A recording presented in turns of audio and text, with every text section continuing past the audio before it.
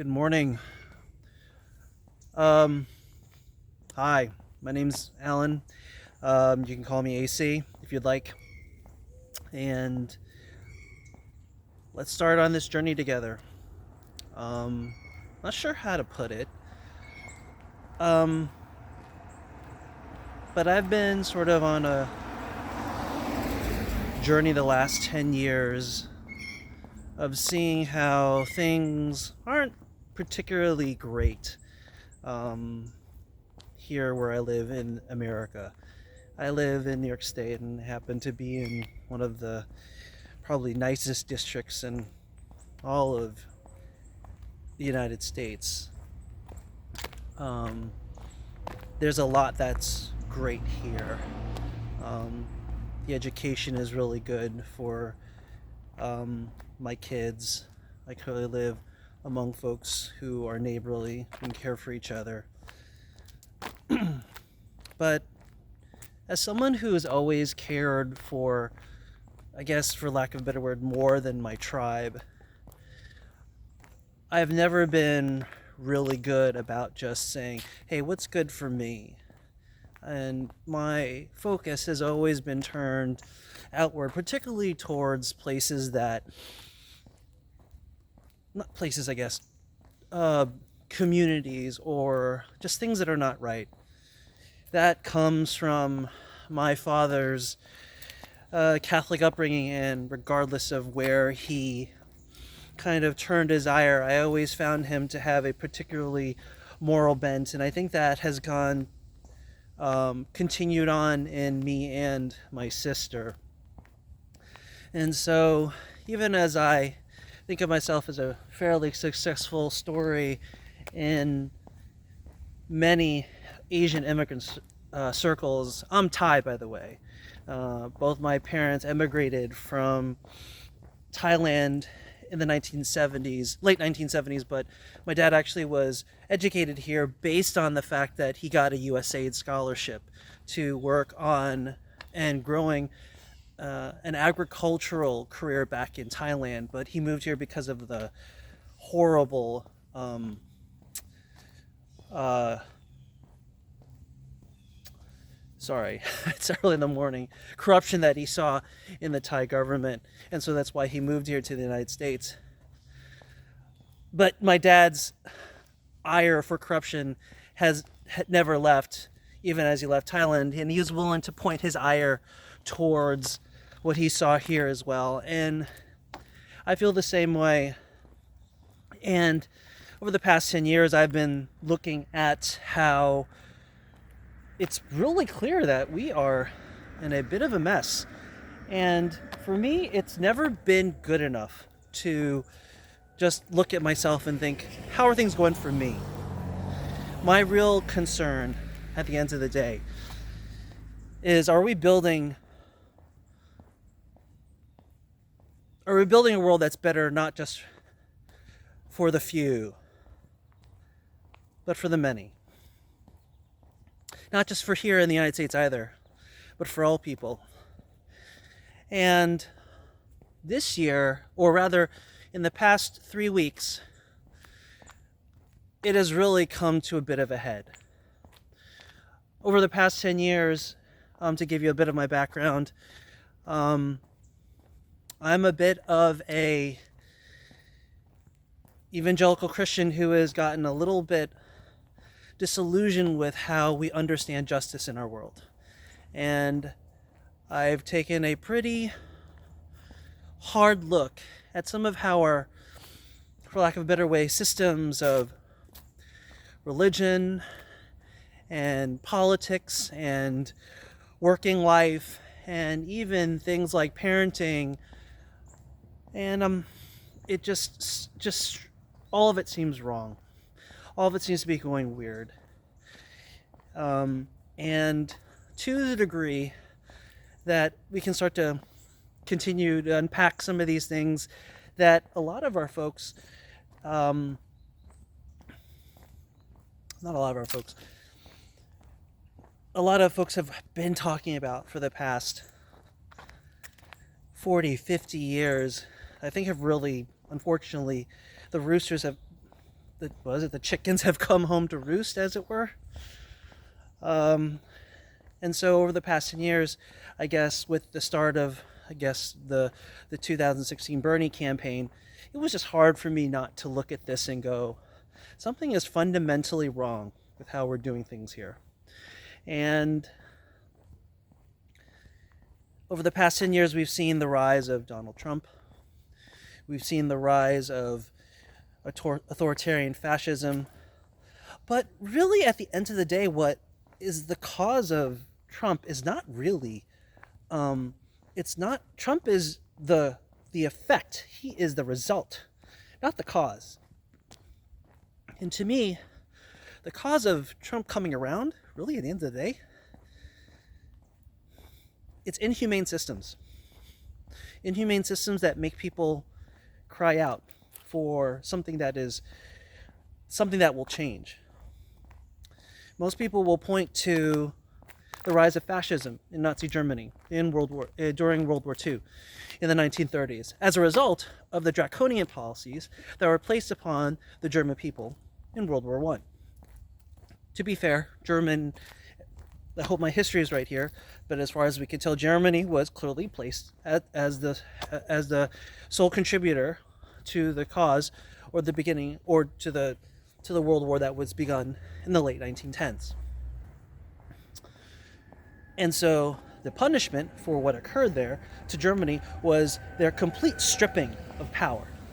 Some would say so much so that they were debased and denigrated and completely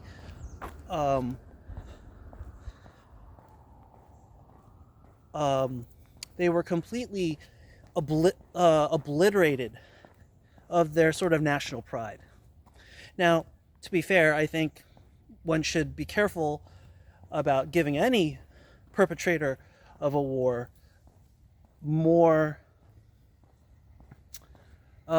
any more freedom than they should. After all, they are the perpetrators of a war. However, at a certain point, Germany was so desperate for sort of national pride and being able to, they didn't have an army, or at least they were not allowed to have an army, at least until Hitler decided to make one, and the other European countries just seemed to ignore him. What happened was Germany was so starved for some sort of national leadership that they were looking for someone like a Hitler so they could make Germany great again. This is why Trump has echoes of what's going on in Nazi Germany. But again, the root cause is not that that leader had any sort of sway in and of themselves. It was that leader had a message that was appealing to people who are just desperate for something to happen, for something to change. And the things that are happening in our day and age to people are due to these inhumane systems that are around. And I've been struggling for a while to figure out, should I even talk about this any more than I did on Facebook? I've been struggling for many years if this is something I'm going to do. But what really struck me, I've been traveling internationally. My wife loves to travel, and one of the big reasons this occurred was because we hadn't been to Asia, and now that our kids are a little bit older, they can handle the flight. She wanted to go visit, my daughter wanted to go visit her friend who was from Japan. She moved back to Japan more recently, and because she did, she wanted to go visit her. And so this sort of jaunt to visit a family friend in Japan ended up turning into a 3-week trip to my wife's country of origin, cultural country of origin, because she's Korean. It came a 3-week trip to visit Korea and Japan. Now, I did not expect to be so flabbergasted when I got to Korea and Japan, because I've been there before. I was last in Korea in 2000, in about 25 years ago. So I saw some elements of modern life there. And with Japan, I've never been there, at least not for anything more than a layover. And so but I've known about Japan for a long time, studied Japanese for 2 years at university. I definitely know a decent amount about their culture. Japanese and Korean both have similar language dynamics. They're both outtake languages. And so when I was there, I didn't. I felt I knew some of what was going on when it came to culture and how the countries kind of construct themselves. But I came home after visiting being in both Korea and Japan, predominantly in Seoul and Tokyo, with a visit to Jeju Island. Being in two major Asian cities, and to be fair, they're not the two major necessarily agencies, but they are two of the major ones, right? You can think of Kuala Lumpur in Malaysia. I know even better my own kind of cultural home, heritage-wise, of Thailand, Bangkok, as it were. But there's also obviously Hong Kong, and then there's Jakarta in Indonesia. Obviously, you have Manila in the Philippines. You have many of the Vietnamese cities that are getting really big, as it were. Singapore, obviously, and we're not even talking about all those major mainland sort of cultural hubs like Shanghai and Beijing. So,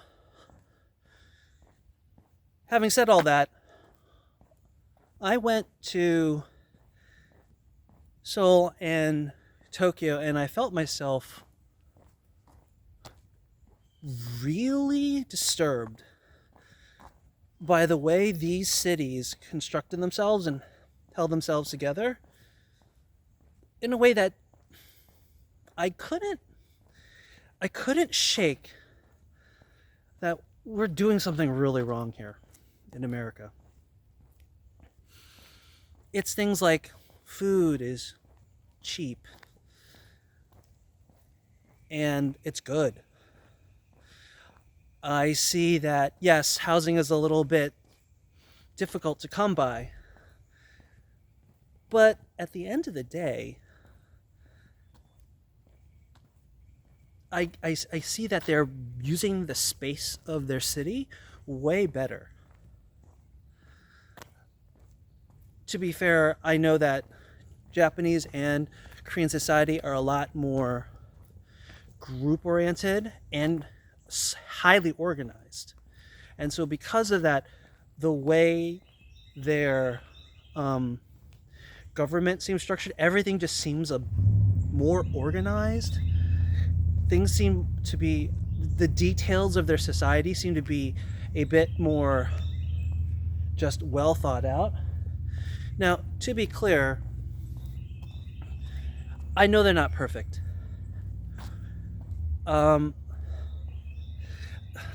It's just so many things. The subways and the metro were like super clean.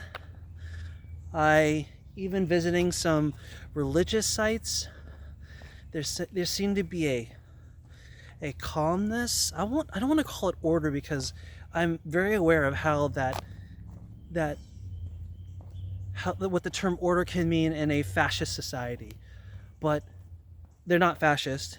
And the type of order that I saw there, it was more calm. I'm not worried about getting hurt there because at the end of the day, if I were to twist I could go to a major hospital, definitely in Korea, and get looked at, and I wouldn't be worried about going medically bankrupt. I'm not sure about this in Japan, but I've read from some other travel bloggers as well as that it's a deal, but it's not a life-breaking deal if you get injured there. So many things when I went there, even the airport. I've never been through an airport through security and getting bags, and my wife had to send bags to Haneda, and it was no problem getting those bags and then having them go through normal airport security. Everything just seems so much better done. And it's not just the East Asian countries. I mean, there are some of these things that we see in European countries too. I'm not saying that Asian countries are better. I'm not saying that European countries are worse and then the US is the worst of all of them overall. Actually, maybe I am saying that.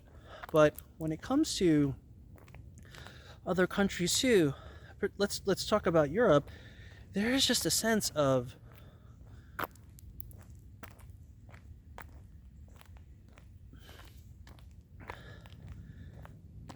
that there's more of a sense that this country is taking care of its citizens. I mean, I remember going to Sweden and seeing, again, relatively clean streets, a sense of order. There was a sense that, yeah, their taxes were huge, but you know what? You could tell that their infrastructure was solid. And yeah, to be fair, there's not going to be certain things, like the pace of innovation is going to be lower. But at the end of the day, thinking about that, thinking about Tokyo and Seoul after I came home, coming home to the United States felt downright draconian. And so this is the start of a series that I'm just going to call Humane Systems. I want to talk about how our life here, what if we did things a little bit more humanely? And I don't know, I feel like this is going to cross section into a whole load of things that I don't think there's any way to talk about any of these things without, it's got to intersect into politics.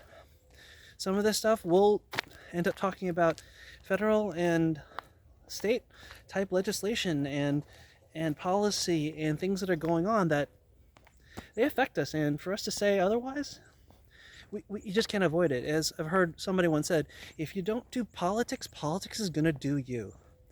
But if we can sort of branch out for there and say, kind of look at sort of the intersection of, say, how is technology affecting us? We see the rise of AI. How is AI kind of affecting how we do things? And as somebody who works in technology, I can tell you, first and foremost, that is rapidly changing how we do our work. Not to mention sort of the effect it has on our technology ecosystem, particularly now in social media and in content creation. There's a lot of ramifications of how that's going. I think of how our humane systems are affected by our systems of health. We have so many families who are one medical emergency away from bankruptcy. That's really scary. So many folks are just not covered by health insurance well enough to make sure that they don't, well enough so that even with the high premiums they pay, that if some sort of health thing were to occur to them, what would happen to them? So we have to go into that. I think of how just overall when we think about just the way we think about nutrition in our country and how that intersects with the way we do drugs. Like, why is Ozempic like such a huge thing? I mean, you cannot think about Ozempic and the way people have been wanting to take it these days without thinking about our national obesity crisis. If I might be transparent, I'm pretty hefty right now. I'm 185 pounds, and I've been realizing that at this age in my life, like, being obese is not tenable for long-term health. It just isn't. I've been thinking a lot about just how we feed ourselves, and some of my talks here will be about thinking about how we think about nutrition as sort of a thing to help us build sustainable ways to do nutrition and understanding how we make ourselves healthier, in as much as we can push ourselves away from the systems that try to feed us garbage. I mean, have we thought about food as medicine? Have we thought about food as fuel? So these are some of the things I'm thinking about, and to the degree that all these things intersect, I was thinking about how we think about education here, and I mean, it's no secret that we are behind pretty much every other nation in the world. This intersects with technology too. So many folks have been forwarding the fact that we have so many folks who are coming from overseas to work here. But then you got to look at our education system, and then our education system is not preparing folks for jobs in high technology, where we seem to be having so many folks from abroad come and claim these jobs. But then the question is, have we self-sabotaged ourselves? Or maybe more specifically, are the corporations and the billionaires that seem to be ruling our lives, are these folks effectively just rigging the system so that they can get cheap labor from elsewhere, while not paying folks from here? This is just a whole bunch of things we could go into, but when we think about how we think even about parenting, I was thinking about how Michaeline Ducleff's book on Hunt, Gather, Parent, which I try to imbibe and try to really, it's been really challenging, because we have a society that from a modern perspective, we should have everything, but our modern parenting, due to all the stuff that I just talked to you about, it effectively makes us more neurotic, more anxious, more depressed than ever. And then the question that you have to ask is how and why. Sorry for the shakiness of the camera. This is getting a little heavy. But you got to see that from this author's perspective. She basically says, hey, we got to ditch the American way of parenting and go back to some of our sort of earlier roots. Because the way we have been trained to think about the Western way of living is not what it's cracked up to be.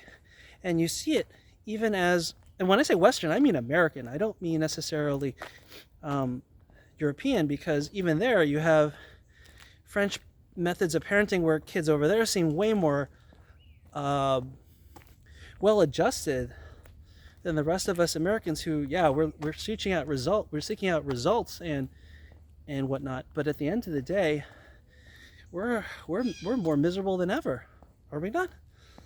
And this kind of brings us all back to kind of the thing I want to talk about. I think we want systems that are more humane. And I just want to talk about it, and hoping to shed some light for folks. I don't expect to have a lot of mainstream opinions on this channel. I expect a lot of people are going to disagree with me. I feel like I have a bit of heterodox views on a lot of things, but I feel that sometimes in this crazy world where, as Albert Einstein says, if you think that you're expecting different results, you can't do the same thing over and over again. And so for me, this is my answer to the insanity of our world and the insanity of being here in America. I saw what I saw in Tokyo and Seoul. I thought it just kind of hammered in my mind for good. What we're doing here is not it, and we got to fix it. And not just fix it for me. I'm lucky enough to live in one of the nicest places in New York ever. But at the end of the day, for me, that's not good enough. My moral compass can't live with just things being okay for me, or even okay for my family, or just okay for my neighborhood. I'm looking for a more just world, and humane systems are the way. Yeah, so I guess that's it for episode 1. I'll tell you more about where I am and what I believe and whatnot, but I guess that'll be for future episodes. I guess that'll do it. Kind of a long first video, but hoping that this will kind of be the start of something new. This is the last thing. I'm going to be 47 tomorrow, and I realize that if there's any time to talk about these things, it's now. So, thank you for watching. Hope to see you soon. Cheers.